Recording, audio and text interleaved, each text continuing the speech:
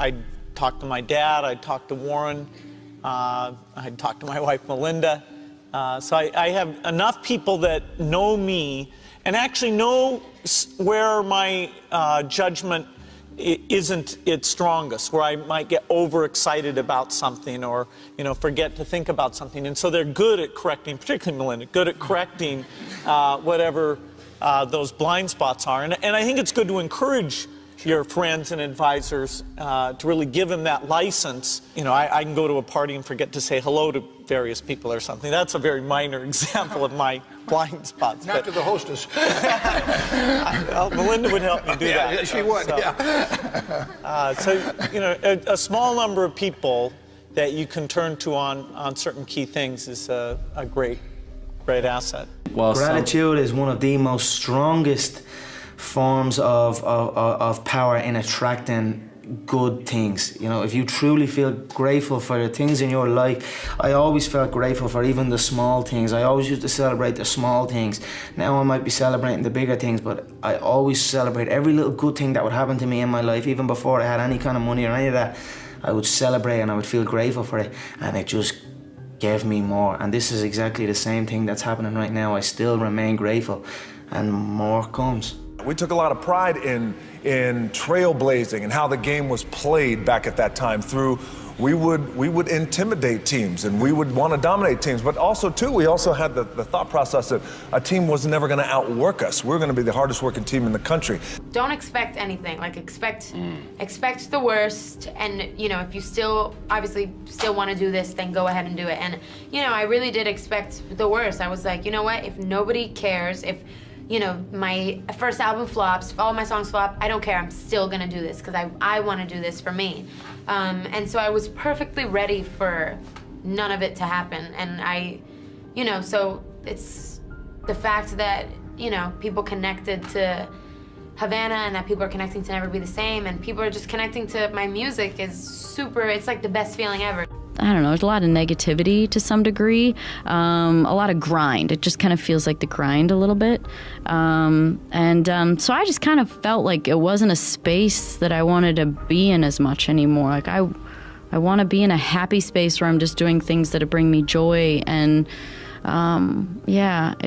it wasn't doing that as much, or I was noticing it. I was noticing I was missing that or wanting it more. I think that's really what it comes from, is growing as a person and realizing I think everybody's afraid to take chances and do something new in their life because they're identified a certain way, or they'll be judged if they don't do it, or judged if they do something different. And who are they now? And are they crazy? And what are they thinking? And, it's just life. Just do things that make you happy. A lot of people come to me and they say, well, I want to be an entrepreneur. And I go, oh, that's great. What's your idea? And they go, well, I don't have one yet. And I say, well, I think you should go get a job as a busboy or something until you find something you're really passionate about, because it's a lot of work. And I'm convinced that about half of what separates the successful entrepreneurs from the non-successful ones is pure perseverance. It is so hard. You pour so much of your life into this thing. There are such rough moments in time that most people give up. I don't blame them. I mean, it's really tough, and it consumes your life. I mean, if you've got a family and you're in the early days of a company, I can't imagine how one could do it. I'm sure it's been done, but it's rough. I mean, because it's pretty much an 18-hour-a-day job, 7 days a week for a while.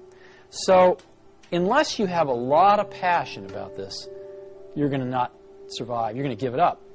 So you got to have an idea or a problem or a wrong that you want to right that you're passionate about. Otherwise, you're not going to have the perseverance to stick it through. And I think that's half the battle right there. It's hard to remember how bad it was, in early 80s, with IBM taking over the world with the PC, with DOS out there. It was far worse than the Apple II. And they tried to copy the Apple II, and they'd done a pretty bad job, and you needed to know a lot. And so things were kind of slipping backwards. And Macintosh was, you saw the 1984 commercial. I hope you have that in your archives. Macintosh was basically this relatively small company, in Cupertino, California, taking on the Goliath, IBM, and saying, wait a minute, your way is wrong. This is not the way we want computers to go. This is not the legacy we want to leave. This is not what we want our kids to be learning. This is wrong, and we are going to show you the right way to do it. And here it is. It's called Macintosh, and this is so much better that it's going to beat you. And we are going to do it. And that's what Apple stood for. What kills great businesses, if you look at, I do believe in looking at history, and I try to, I like to study failure, actually. And my partner says, all I want to know is where I'll die, so I'll never go there. And we want to see what has caused businesses to go bad. And the biggest thing that kills them is complacency. I mean, you want a restlessness, a feeling that, you know, that somebody's always after you, but you're going to stay ahead of them. You always want to be on the move. And when you've got a great business, you know, like Coca-Cola, which is, there aren't any like Coca-Cola, but you really, the danger would always be that you rest on your laurels. But I see none of that, obviously, at Coca-Cola. But that is the key, to compete the same way when you've got 1.8 billion servings being sold daily as when you were selling, 10 a day. And that restlessness, that belief that tomorrow's more exciting than today, you just have to have it permeate the organization. Just do my work. For me, I've always been very utilitarian on all of this stuff. And that's what coming from punk rock gave to me, where I don't feel like I'm anybody. And someone wants me to sign something, I'm like, sure. I don't exactly understand why, but I'll do it for you. I don't think I'm anything. Maybe it's also not just because of the punk rock mentality, it's also because you were scooping ice cream not so long ago, and maybe there's an element of insecurity in you that unless you keep working and keep striving, you could end up back there. Oh, I kind of figure that's eventual. I keep moving forward boldly because I have nothing to lose. I'm nobody from nowhere. You should really understand that. I am from the minimum wage working world 100 years ago. But I don't ever have it in my head that that's any more than one tour away of coming back. And so I like to work. It's not about money or fame or anything. It's about activity and challenge. My advice would be the same for any kind of entrepreneur. And that is, make sure that you are focused on something you're passionate about. So if you look at the early internet companies, they were started and focused on doing something that they thought was very interesting long before the internet was fashionable in any way. We are currently an underdog once again. We've been in business for 6 years, and there was exactly 1 year where we were not the underdog, and that was 1999. I like the underdog years because it makes, I liked it when all the people we hired, their parents told them they were crazy. Like that was kind of the good era. Fortunately, it's back. In 1999, all the parents were like, giving their brothers and sisters high fives. My son is working at Amazon.com. So that's a very, you can't follow the fashion when you're trying to do a startup company, or I think really anything in life. But you have to, as an entrepreneur, if you're gonna build a company, pick something you think is interesting, that has the intersection of genuinely creating real customer value, and then just stay right there and let the wave catch you. If you're looking to instigate a change in your life, there's no better or worse time than right now. Hey, I understand. Change is scary. With the status quo, you know what you've got. If you shake things up, there's no telling what you might end up with. But two other things are true about change. One, it's absolutely necessary for personal growth, and two, it's gonna happen. Either you can pick the time to instigate the change you want, or the change in the time will pick you. So if you happen to be one of those people who's standing on the sidelines of your dreams, waiting for that perfect moment, if you want to make that change but you just don't know if you're ready, this life lesson is for you. It's time to stop digging your potatoes and jump. The word business, it becomes a business, but what you're doing is you're painting a picture. You're trying to create something to make a difference to other people's lives. You have a blank canvas, and you're filling in every little bit of that canvas to get every single little detail right. And if that canvas, sings out at you at the end, and it's, you know, it's a beautiful picture. Your business is going to be successful. If bits of the canvas are not quite right, your business may fail. So if you set up to change people's lives, you've got to get every single little detail right. You've got to make sure that the people that you're working with, 100% believe in what you're trying to do, and you've got to make sure that what you're trying to do is worthwhile spending your time on. And at the end of the day, you want to be sure that the people's lives you've affected, you've really you've affected them and benefited them. And if you get all that right, hopefully you'll be able to pay the bills at the end of the year. Some entrepreneurs tend to miscalculate is everything. What I mean by that is optimism has a place, but I think even more so for the first-time entrepreneur, you need to be pragmatically pessimistic. What I mean by that is you need to define all of the worst-case scenarios in terms of financial loss, time loss, etc. Look at what you will learn if that happens and accept and come to terms with that before you ever start. If you don't do that and you go straight into battling the world, trying to conquer the world with rose-colored glasses on, the first time you hit a major hiccup, you're going to become really demoralized and you will quit. So optimism, all that rah, rah, rah, that's awesome. But you need to hope for the best and prepare for the worst before you ever get started. How you do what you do is more important than what you do. You could have a store serving customers with this or that, which perhaps would not be regarded as a very important job, and yet if that is done with a quality of presence where every customer who comes into your store, you give this person, just an example, your fullest attention, you appreciate him or her as a human being, you see how you can best serve him or her in the present moment, that is quality. And then you would be improving. Everybody who comes into contact with you would somehow experience a small lifting in their being, in consciousness. And so that you could create even a person with a relatively simple job could contribute in that way to creating a better world. You can spend your whole life imagining ghosts, worrying about the pathway to the future, but all there will ever be is what's happening here, and the decisions we make in this moment, which are based in either love or fear. So many of us choose our path out of fear disguised as practicality. What we really want seems impossibly out of reach and ridiculous to expect, so we never dare to ask the universe for it. I'm saying I'm the proof that you can ask the universe for it. Please.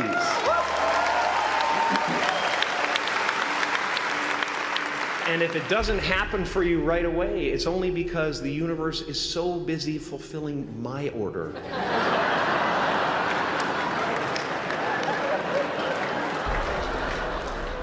My father could have been a great comedian, but he didn't believe that that was possible for him. And so he made a conservative choice. Instead, he got a safe job as an accountant. And when I was 12 years old, he was let go from that safe job. And our family had to do whatever we could to survive. I learned many great lessons from my father, not the least of which was that you can fail at what you don't want. So you might as well take a chance on doing what you love. It takes years to become a great chef. What you need to do is establish confidence in yourself. Cooking is an amazing journey, and don't think you can learn it within 3 or 4 years. It's like studying medicine. It's over a 10 to 15 year period. I'm 42 years of age and I'm still learning new, exciting things now that I bring back to the fold. But more importantly, vision, I think. I didn't think French was important at school, and I kick myself now because I went to live in France for 3 years and became bilingual. But I wish I'd studied harder with a second language on my belt. That gives you a different culture, gives you a completely different level of confidence. Learning French cuisine, mannerism, and cooking in a very robust, tenacious way. So, yeah, vision and open-mindedness. And we never cut corners. The minute you start cutting corners in food, time out. There's no worse job to have than to cut corners in food. So, attention to detail, an amazing, exciting journey. One of the very few jobs anywhere in the world that you can travel, get paid, and experience phenomenal food anywhere in the world. Brilliant.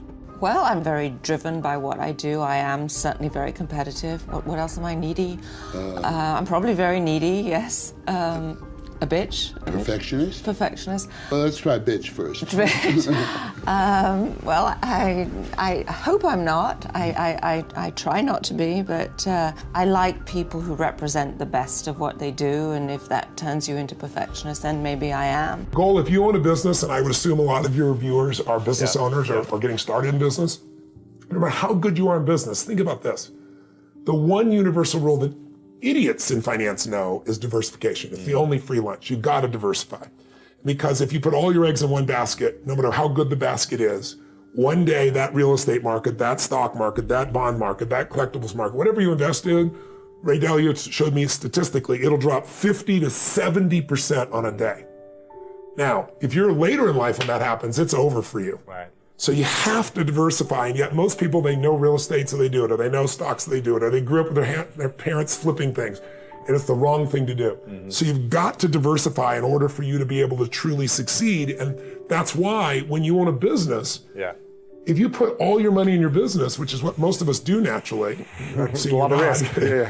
You put all your eggs in one basket, and there's things that can happen. I mean, you know, let's say you spent 20 years and you figured out how to put together the ultimate map, you know, and you remember Garmin came out with this thing called a TomTom. I don't know if you remember, you used to put on your, are you old enough to remember that? You used to put on your phone? Or you used to put on your dash? Cost $100. It was a breakthrough. They were making like 100 million or something, or They were. 6 months later, what happened? The iPhone came out with Google Maps. These little bastards, excuse my French, came out with it, put Google Maps, put their own map on here, and it costs how much? $0. What's that gonna do to your business when someone takes your product or service and gives it away for free?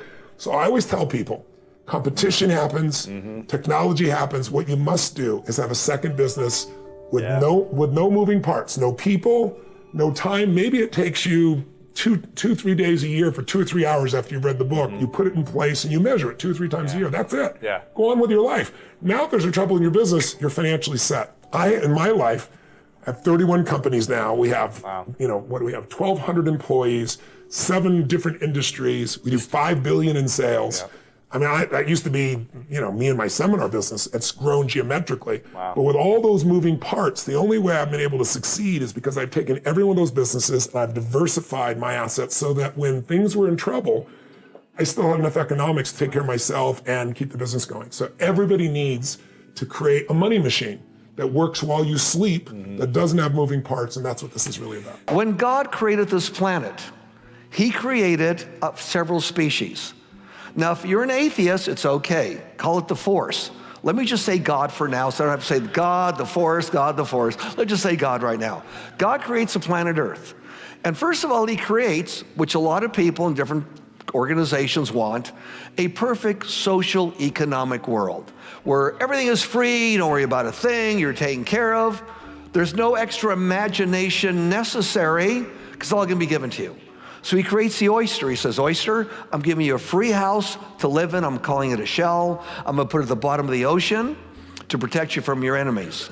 You have food, clothing, all the food you want, protection, everything you want, the perfectly taken care of while you're in your measly little life as an oyster, but you're not going to go anywhere. You stay there at the bottom of the ocean, but you're totally got your free food, free clothing, free everything you want. Then God created something called the eagle. Eagle, whole different species. Eagle, you want a house, you go out and build it. Take the top of a mountain, take the top of a tree. Go out and build your own house. You want some food to eat? No problem. Go out there and find an eagle. And the eagle flies through miles in the wintertime of rain, sleet, snow, and wind just to feed its young. Did you know the eagle fails 95% of the time? A total failure. It's so big and cumbersome that when it comes upon its prey, they're wild. They shoot off in a different direction. And it misses. 5% of the time it succeeds. And what does it succeed to do? It succeeded to be the strongest bird in the sky. The only one that we know of anywhere in the world that could fly into the thermals of a hurricane and ride them to have fun. Now the eagle, unlike the oyster, can go anywhere it wants. anywhere it wants. Yeah, it gambles, it does this on its own, but it goes wherever it wants. Now that eagle, and not the oyster, is the emblem of America, and also on the flag of many, many countries.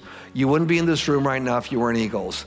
Don't only imagine, start doing it. Thank you. This industry is like surfing, is that you have to get on a surfboard and paddle through and wait for a long time, hoping that you catch a wave, and you'll try and catch them and you'll miss them and someone else will catch them and everyone will cheer.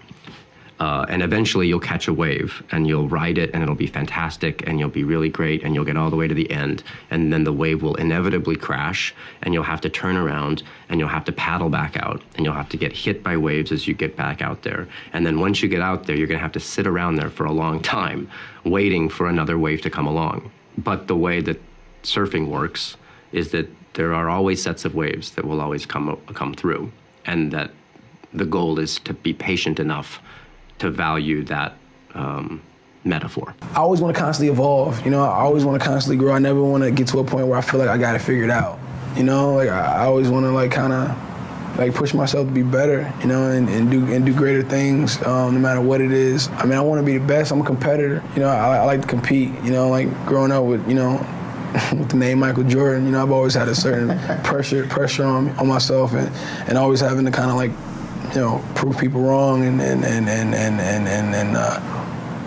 just kind of like put an instant chip on my shoulder of wanting to be great, you know, and do great things, and also help people, man. I'm really big in the next generation. I feel like that's the only way it's going to get better moving forward, is if, you know, you got to leave this world in a better place than it was when you came in. You know, I'm born in '87, dash, question mark. I don't know when I'm gone, you know what I'm saying? But I want to work on my dash, you know what I'm saying? I want to work on that time that I'm here. And it's,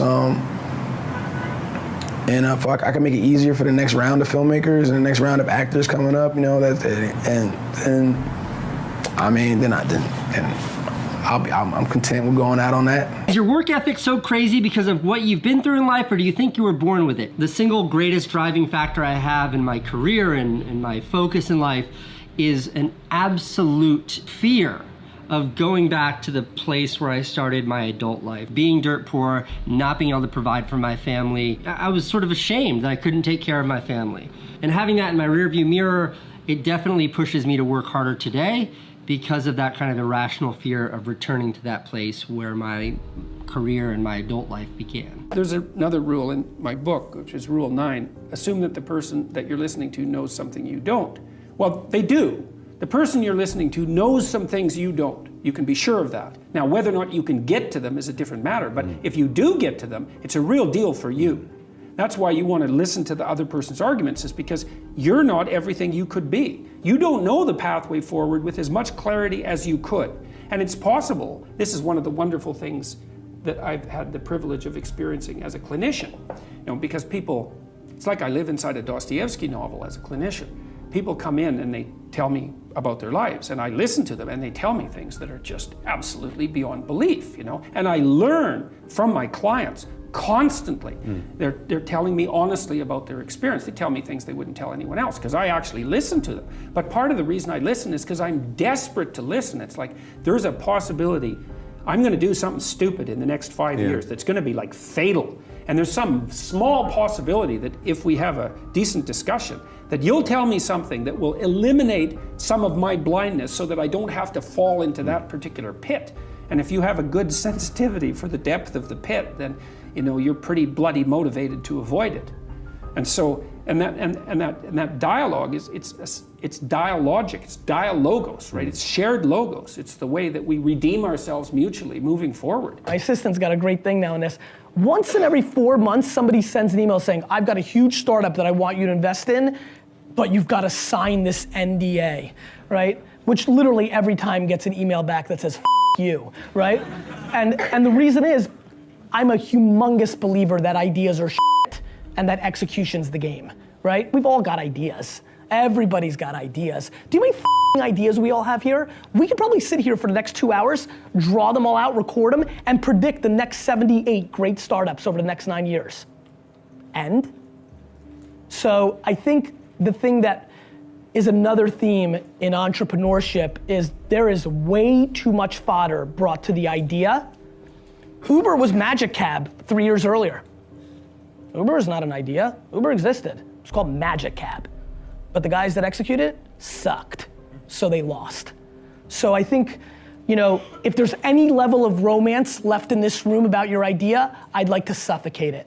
Because I think the actual situation is what you actually do with it. It's hugely important to me to maintain a certain energy. It's like it's healing, it's loving, it's kind, and I learned really young that my energy was infectious. Right? So when I come into the studio, long after I leave, the energy that I bring is still going to be here, and then people are going to take it home and they're going to affect their families with it. So for me, it's hugely important to maintain just positive, loving energy.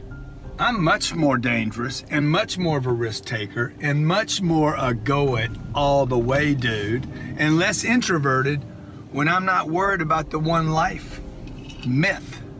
Okay? I'm thinking, hey baby, what if I live forever, man? Then am I willing to take the risk? Am I willing to make the sales call? See, me living forever, the immortality concept, makes me way dangerous.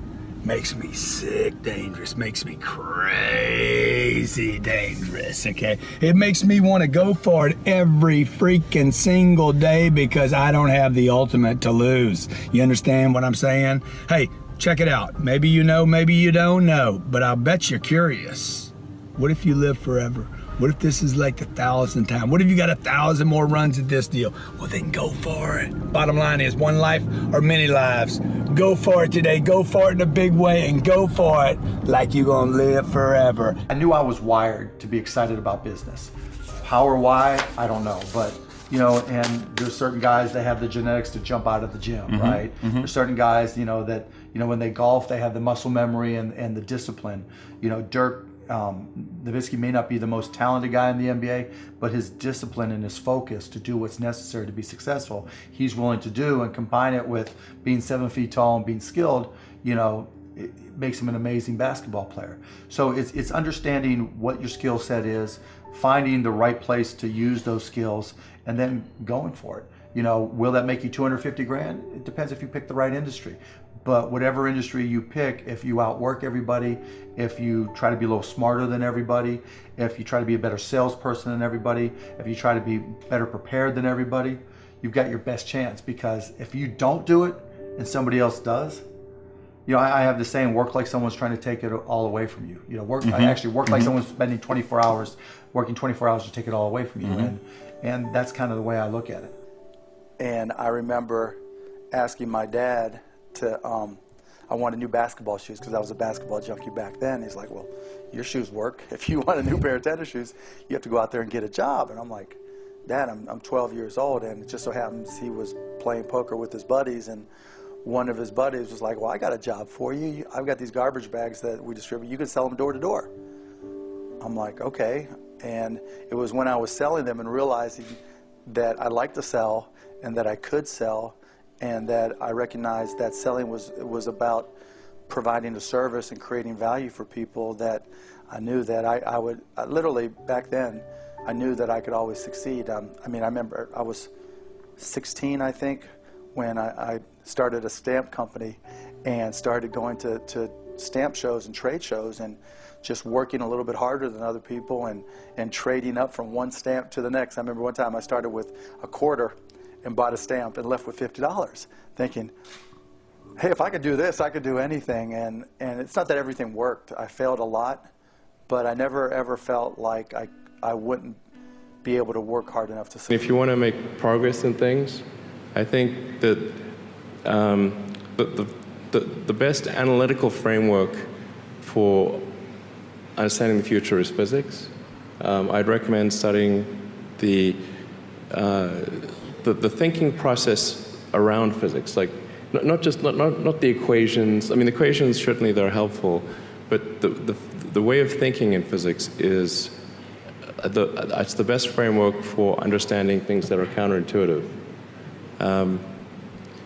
And And, always taking the position that you are to some degree wrong, and your goal is to be less wrong over time. I think one of the biggest mistakes people generally make, and I'm guilty of it too, is wishful thinking. Like you want something to be true, even if it isn't true. And so you ignore the things that, you ignore the real truth because of what you want to be true. This is a very difficult trap to avoid. And like I said, it's certainly one that I find myself in having problems with. But if you just take that approach of you're always to some degree wrong, and your goal is to be less wrong, and solicit critical feedback, particularly from friends. Like particularly friends, if somebody loves you, they want the best for you. They don't want to tell you the bad things. So you have to ask them, and say, really, I really do want to know. and then they'll tell you. A fixed mindset, somebody that has a fixed mindset believes that their talent and intelligence are fixed traits. That whatever you're born with, that's it. That's as good as you're ever gonna be. And so, hey, make the most of it. Somebody that has a growth mindset realizes that that's just your starting off point. And while we may not all be equal from where our starting off point is, the human animal is literally designed from the ground up to be able to adapt. And so it begins to be a question of how much are you willing to adapt? What price are you willing to pay to get great at something? I believe we all are raised as fighter jets. Just we get neutered by parents, by grandparents, because of the filters they had and viewed life through, the experiences they had. Teachers who go, you don't want to disappoint yourself, just go to college, go get a good job. Go to college.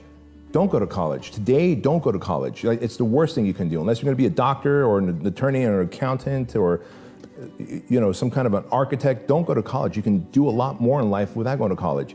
And so again, teachers, professors will end up neutering us. And when they take that fighter jet, that hunger, the claws and fangs, they defang us. All right, so now we're crop dusters. Well, I don't want to take too many risks. I just want to live a good life, and they want to be average and mediocre. That's the crop duster. Yet everyone inside has this hunger. See, the fighter jet didn't go away. It's just been suppressed. You've been neutered. And that was me. Like, hey, don't take big risks. Just go get a good job. Go be a smog technician. Like, that was the advice I was given. Go be a smog technician, right? So I'd be the guy putting the probe in the tailpipe of your car and then saying, you can go get your car registered, Tom. That was it. That was it. And so I realized very quickly that I've got this hunger inside me. And as I talk to others, they got this hunger inside them. Oh, that's the fighter jet trying to get out. That's the claws and fangs trying to grow. But the society, parents, whoever, have set the standard for you to not play it safe, take risks. What if you lose? What if you lose? Who cares? As long as you don't die, you can come right back.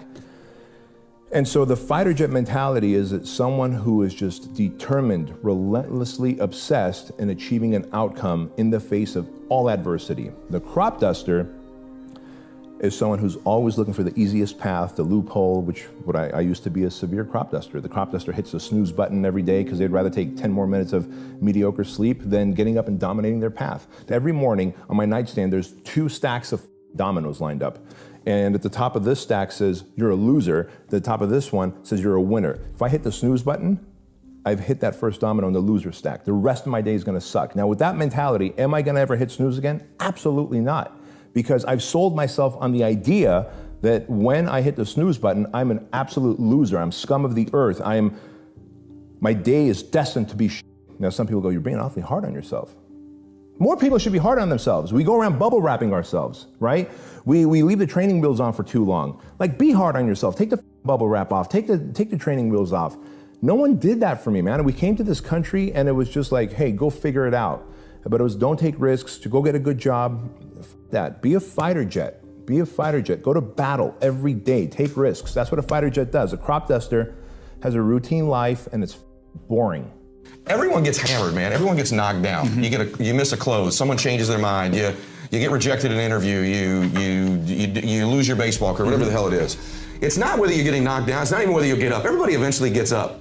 Everybody gets up. Yeah. It's the time you're on your ass. It's the time you stay on the mat. So what happened was my dream got squashed. Instead of laying around for 6 or 8 months, I was up immediately, like that day, off the mat. Now my eyes are open. Your eyes are closed when you're on the mat. Yeah. And so the longer you stay on the mat, just because you've been defeated, you've now become blinded, as you said, and it's prevented from getting any other opportunity or blessings in your life. So the key is getting your butt up, like literally getting up and opening your eyes again and chasing again. You're gonna get up, so you might as well do it now. Everyone that's out there grinding, working, driving trucks, pouring concrete, hammering on a project, building bridges or building software, sewing some garments or sowing a field. Farmers, factory workers, engineers, electricians, plumbers, and pilots, and ground crew, and cooks, and waitresses, everyone out there working hard and listening to this and just trying to get yourself a little bit better today than you were yesterday. Thanks for listening.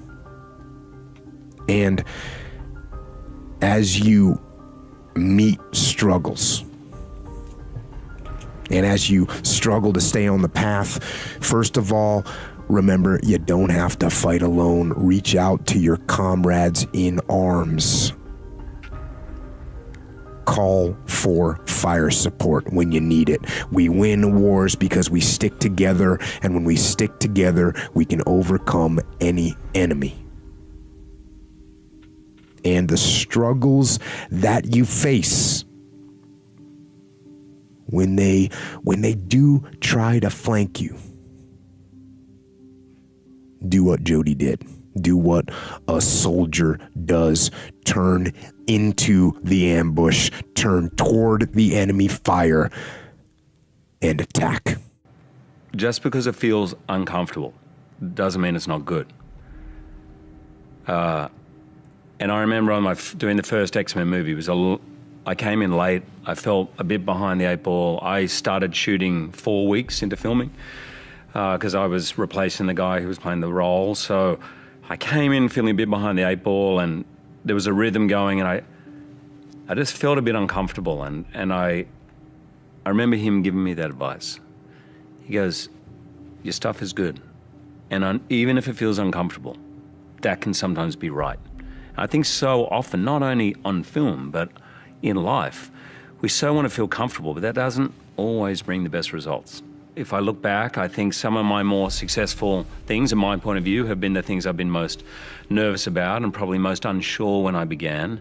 There's something about jumping off that cliff, which means you end up going for broke and probably end up taking a few more risks, if you know what I mean. I'm a perfectionist. Like, if my B-roll doesn't look a certain way, there's a slight camera shake in just, if I'm shooting in 120 and it's moving in close and then, oh, it just kind of goes out. It's garbage, delete it. I don't even want to see it.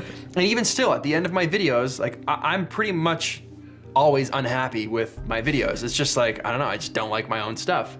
And it's because I'm so hard on myself and such a perfectionist. So it's kind of like liberating, also challenging doing a video like this where it's like, I'm not gonna have any B-roll in it. Like, there's no music I can loop for like 30 minutes without wanting to go crazy. So like, I might not even put music in this video, and just thinking about that stresses me out. It gives me anxiety. But I think it's good to like do things that make you feel so uncomfortable. I think that means you're growing. That means as a creative person, you are expanding that toolkit that you have. And I think the bigger that toolkit is, the more valuable it is because you just understand everything better. So this in and of itself is kind of like us stepping out of our comfort zone and doing something that is completely outside the realm of everything we've done before as far as YouTube goes. At a certain point you wake up and you're like, I've done a lot of stuff in my life, but what do I want to do? Like, what movies do I want to make? What television shows do I want to put into the world? Because it's a lot of work. It's so much. And I feel like I've done all that other work. I did a lot of stuff for a lot of other people. Now I want to put something in it that is more representative of who I am as a person. And I just wasn't afraid to take the chance. And the football stadium was also groundbreaking. You know, I don't want to do something and not be known for what I did in my generation. I want to stand out. So why not try to make history? Which is why I did the football stadium. 53,000 people is nothing to be frowned upon, but what you gotta look at is a comedian has never done it. So it was all about making a stamp and an imprint in today's generation. I definitely see this everyone seems to have this aspect of rushing, like rushing to get to the next step and rushing to make a certain amount of money. And when I think of goals, I don't necessarily think of specifics. I just think of more of feelings of how I would feel when I get to that. What is my success and how does that feel like? Instead of saying, okay, I want to win this amount of titles and I want to win this amount of Grand Slams, or I want to earn this amount of money. I think more of the feeling. How am I going to feel when I win match point? I visualize it. I embrace that feeling and I carry it with me.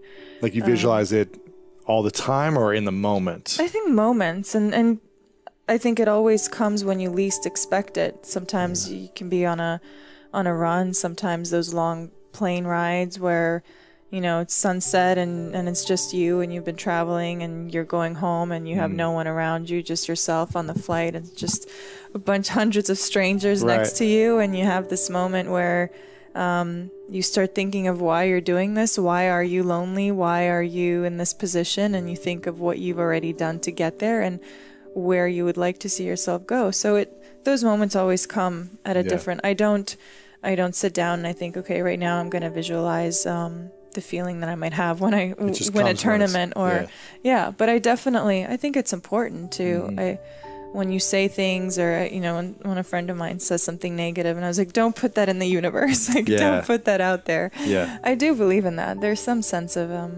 truth in that. Because it also comes with, then you carry it with that attitude. When someone says something negative, you usually see their attitude change and it shows up in your body and your energy. Yeah. And I for sure do that as well, and I have my moments, but the faster you acknowledge it and realize it, the faster you can move on. There was this one role that I wanted to play desperately, but I started to get offers for other movies, and there was a big Disney movie that they wanted me to do, and I don't know where I got those little balls at 16 years old to say, no, I'm gonna wait it out because I want to audition for this other film. But if there's one thing that I'm really proud of in my entire career, it's that moment at 16 to say that, and do that and have that sort of conviction of what I wanted to do. That's the one thing I'm really proud of. It's always been the most important thing for me to be the best man that I can be.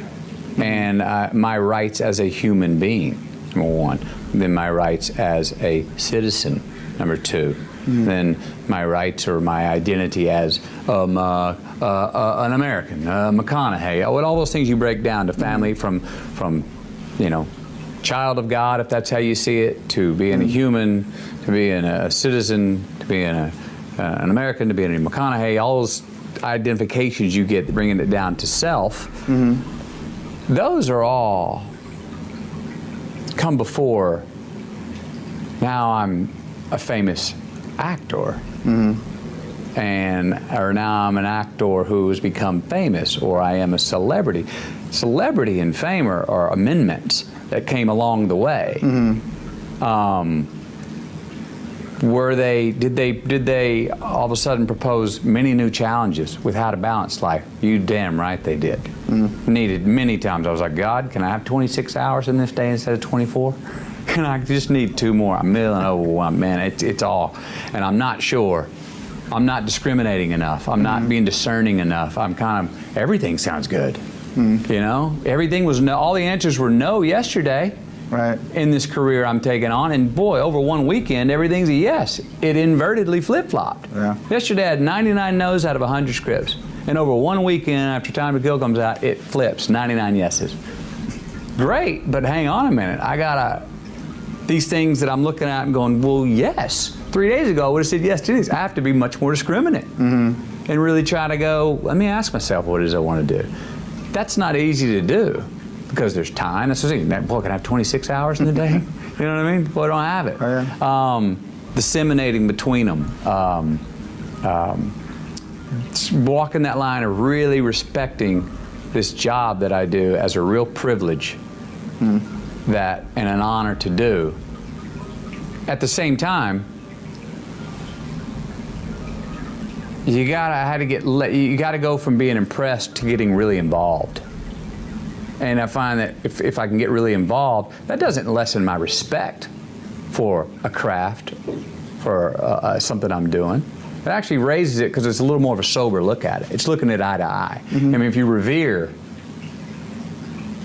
you're never gonna engage with it as much because you're always beneath it, you know. So to get involved with it, still respect it, don't patronize it, condescend it, look down on it. That's not healthy either.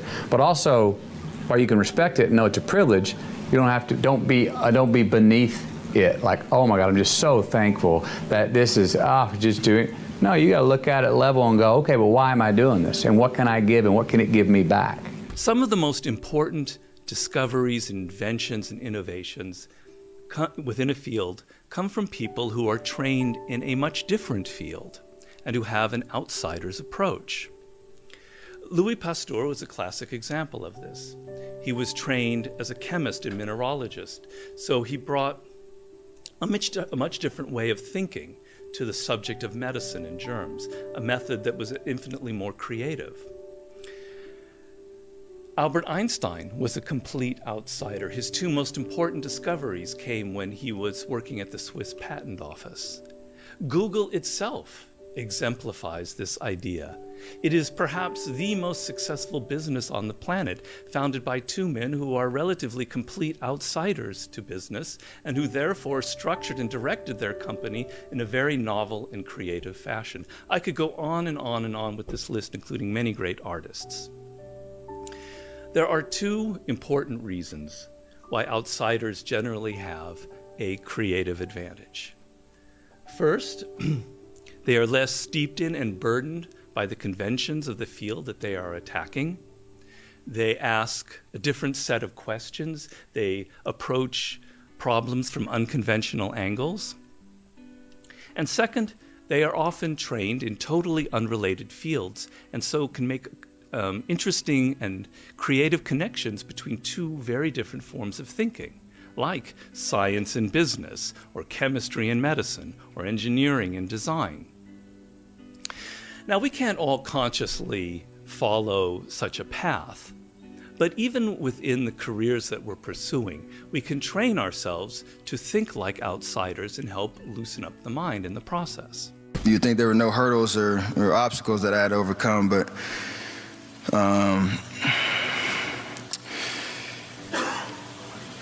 even when I got to high school, I wasn't ranked. I wasn't ranked. I wasn't highly touted as a high school prospect. I had nobody really running, knocking on my door saying, please, please, please come play for our school, until Coach McKillop called. And everything happens for a reason, and there's a story to everything. And if you take time to realize what your dream is and what you really want in life, no matter what it is, whether it's sports, whether it's in other fields, you have to realize that there's always work to do, and you want to be the hardest working person in whatever you do, and you'll put yourself in position to be successful. And you have to have a passion about what you do. And basketball was mine, and that's what's carried me to this point. The only thing that stops you from getting what you want in life is the bullshit story you tell yourself of why you can't have it. You get that? What stops you back is the story, because the story stops you from getting honest. And if you can't get honest with yourself, there's no way you can go. Imagine like this, success in sales and life, it's like a roadmap, right? You know where you want to go, and you have this perfect strategy, the straight line to get there. It's a perfect strategy. It's going to get you there every single time. But if you don't know your starting point, if you're not getting honest with where you actually are, it doesn't matter how powerful the strategy is, and it doesn't matter how powerful your goal is. I'm going to ask you to set a goal today, right? A 60-day goal. And let's say you really set this goal, and I'll show you how to do it in a brilliant way. So it's visceral. So it makes you really feel it. You see it, you sense it, you smell the goal. That's step one. I'm going to teach you the straight line, which is your strategy to get to your goal. But if you're not honest with where you are right now, your starting point, the map is worthless. There's 3 things that you need to know: where you are, where you want to go, and how you're going to get there. Those are the 3 things you must have to take advantage of any opportunity. I'm going to give you the strategy. I'm going to ask you to tell me exactly where you want to go for yourself. You got to get honest. Don't blame the boss. Don't blame the leagues. Don't blame your job. Don't blame the industry you're in. Just get honest. If you don't like your industry, find another one. One of the first ballet recitals that I danced in pointe shoes, and I was so nervous because it was the first time that I was going to get on stage. Everyone that I loved and care about was going to be in that audience. And I didn't want to let them down. I didn't want to let myself down. How I sort of learned to cope with that is just really to take that anxiety, that sort of adrenaline, and actually pour it into something productive, meaning like what can you do to best prepare for that moment. So when it came to the point where it was showtime, it was time to get out on that stage, I knew that I did everything I possibly could to get out there and feel amazing and just perform, and I think something clicked in me. However, it doesn't always go right. There was a time, I remember I walked in a Fendi runway show and I, made a little slip and kind of slipped off the runway, but all you can do is do your best. Even when you make mistakes, sometimes those can be the most important experiences to learn from. How do we define success? Can a bus driver on the street be defined as successful and the guy who's the CEO of that business not successful? So when I started out on this journey, I had the same definition of success as almost everyone, which is I thought, the more powerful you are, the more wealthy you are, the more successful you are. The Forbes list idea. It wasn't until I met Steve Wozniak, the co-founder of Apple Computers, that he completely redefined my understanding of success. He helped me realize that, if you put Steve Jobs and Steve Wozniak side by side, most people will say Steve Jobs was more successful. But Wozniak helped me realize that success has much more to do with how you define it, how you look within yourself and ask yourself, what do I actually want? What makes me happy?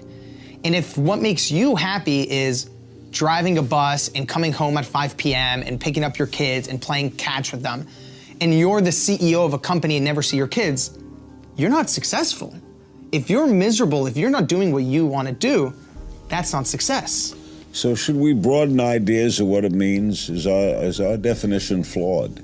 I believe that the natural human and really Western definition of success, which is more money, more power, more prestige, isn't right.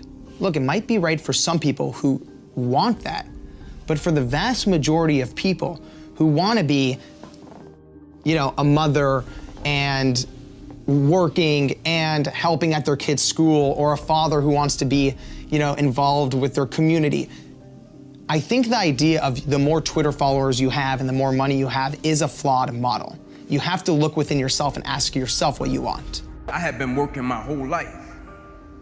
And what I didn't understand, by being determined to chase something, by being committed to it, and what commitment is staying true to what you said you were going to do long after the mood that you have set it in has left. You see, people think commitment is saying, yes, I'll do it on the days when it feels good. But I have been committed to everything that I ever started in my life, and I never stopped and I never quit it. And so by being committed to everything that I started, I finished it. It built a certain type of spirit. It built a certain type of mentality. It built a certain type of individual. And so now I couldn't quit even if I wanted to. I couldn't lay in the bed even if I wanted to. I couldn't stop even if I wanted to. I had too much sweat equity in my life and everything that I was doing. Because I understood my existence wasn't about me. I went from me to we a long time ago. I understood the process is more important than the product. It wasn't about the outcome for me. Whether I made it to the NFL or not, that was inconsequential in God's plan for my life. But I was going to fall in love with that process, because I understood by falling in love with that process, it was going to turn me into a machine. Just the last 15 minutes of this podcast was so strong for Monday morning about where it all starts with your mind. People don't really believe that shit, but it's true. Rudy, for me, it started when I said, I'm getting into comedy. I don't give a about my credit bureau. I don't give a about the credit card people. I don't give a about the banks. I don't give a about what I drive. I don't give a about what my clothes on. Because at the end, it doesn't really matter unless you're happy. For years, I worried about my job, and I gotta have white sneakers or not. I gotta have a black shirt on it. Who gives a At the end of the day, I wasn't happy. I wasn't happy. I didn't get happy till I started driving cross country with a pair of shorts on and stinky sneakers and a t-shirt, and you got 3 pair of jeans and 3 shirts, and they're lasting you all week, dog. You got like 4 pair of socks, and you get on the stage. That's when I really started getting happy. When I started waking up in the morning and knew I had to drive 200 miles, and I had $32.50 in quarters, and I had to get lunch with that, reefer, and gas to get me to that next location. For some reason, I'd be happy. A lot happier than making $1,200 a week and paying my bills. I was like, this is what I like. I like this. So it's food for thought. Sometimes it's not about the money or the dollars. It's about what brings a smile to your face. And once you find it, let yourself go. Don't think about it. Don't look back. Don't compare prices. Don't listen to your uncle about taking that roofing job for $12.50 for stability. You know what? Stability's overrated, dog. Stability's overrated. Absolutely. I think happiness is doing what you want to the hilt. And even if you're broke, I was in comedy for 12 years before I saw a dime. Yeah, well, you were getting paid, but nothing to write home about. I could have quit at any time in those 12 years and found a job. I would have tricked somebody into being an indoor salesman. I didn't want to do that. I would have rather live on $8,000 a year and do my own thing and go around at night and smoke pot with your stupid buddies and get on stage than go into an office. Insurance, who gives a When you think about insurance, that's when you need insurance. For 30 years, I ran around with no insurance. Nothing ever happened to me. The best piece of advice that I was given when I started my modeling career was make sure that you okay, so there was a lot of things that were given to me because, you know, everybody likes to give you advice. One thing that stayed with me is you're as good as your last job. And so every job I treated as if it were my last job. And I think that that kind of gave me a reputation of hardworking, ready to do whatever it takes to get this shot. And I think that that's very important in any industry. Every single person, when they're in their teens, in their early 20s, they care so much about other people and how they're perceived and what impression they make. And I wanted to be perfect. I wanted to be good at everything and be a good student and be prettier and skinnier and successful and all these things. And I cared about what people said about me and how they felt about me. And as I get older, I just realized that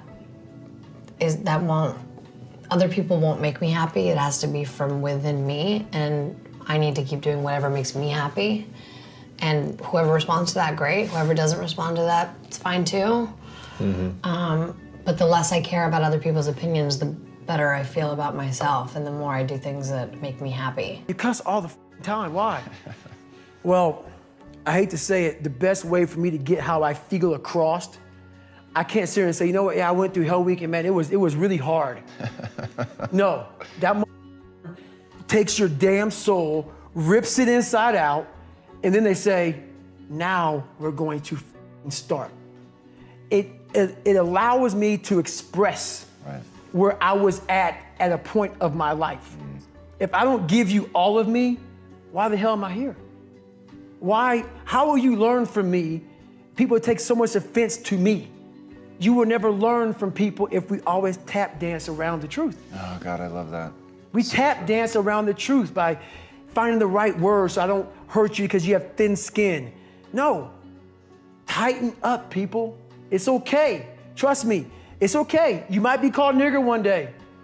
It's okay. You might be called some Jewish word or some faggot or gay word. It's okay.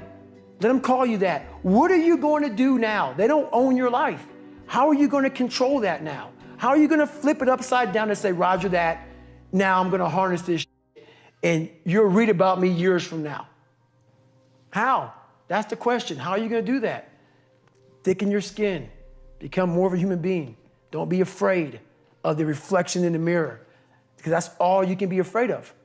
Once you overcome the reflection in the mirror, you've done it. I say to my girls all of the time that your real work is to figure out where your power base is and to work on the alignment of your personality, your gifts that you have to give, with the real reason why you're here. That's the number one thing you have to do, is to work on yourself and to fill yourself up and keep your cup full. Keep yourself full. Now, I used to be afraid of that. I used to be afraid, particularly from people who say, oh, she's so full of herself. She's so full of herself. And now I embrace it. I consider it a compliment that I am full of myself. Because you only when you're full, I'm full, I'm overflowing, my cup runneth over. I have so much to offer and so much to give. And I am not afraid of honoring myself. You know, it's miraculous when you think about it. I talk to so many smart, fantastic, ambitious, idealistic, hard-working kids, and they're right out of college, they're in their entry-level jobs, and I'll ask them, how's it going? And they'll say, I think I'm gonna quit.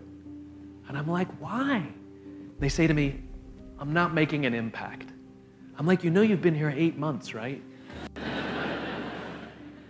They treat the sense of fulfillment or even love like it's a scavenger hunt, like it's something you look for. My millennial friends, they've gone through so many jobs. They're either getting fired, I mean, it was mutual, or they're quitting because they're not making an impact, or they're not finding the thing they're looking for, they're not feeling fulfilled, as if it's a scavenger hunt. Love, a job you find joy from, is not something you discover. It's not like, I found love. Here it is. I found a job I love. That's not how it works. Both of those things require hard work. You are in love because you work very hard every single day of your life to stay in love. You find a job that brings you ultimate joy because you work hard every single day to serve those around you, and you maintain that joy. It's not a discovery. But the problem is the sense of impatience. It's as if an entire generation is standing at the foot of a mountain. They know exactly what they want. They can see the summit. What they can't see is the mountain. This large, immovable object. That doesn't mean you have to do your time. That's not what I'm talking about. Take a helicopter, climb, I don't care, but there's still a mountain. Life, career fulfillment, relationships are journeys.